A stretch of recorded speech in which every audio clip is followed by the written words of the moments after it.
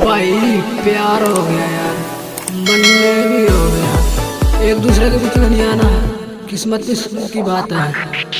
तेरा चेहरा कर सर बवाल बाबली, तेरे आगे सारी छोरी से फेल बाबली। तेरा पैकर परट दोनों मारे से करट, मैंने दिल में छपा ली तेरी फोटो।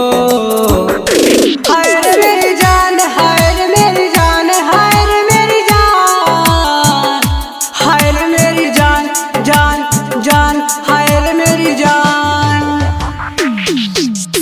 डीजे अमित तिवारी अपहर, music by Riya studio Khagaria.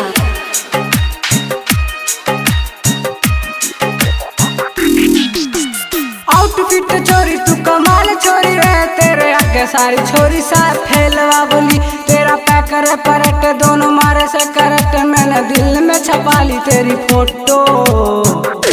हाय रे मेरी जान, हाय रे मेरी जान, हाय रे मेरी जान, हाय रे मेरी जान, जान जान, हाय रे मेरी जान।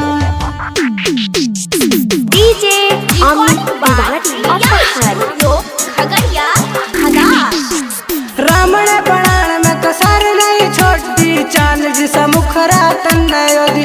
तन में परन तन कर बरन, जो राम जी ने कर दिए टोटो। हाय रे मेरी जान, हाय रे मेरी जान, हाय रे मेरी जान, हाय रे मेरी जान, जान जान, हाय रे मेरी जान। डीजे अमित तिवारी अपहर।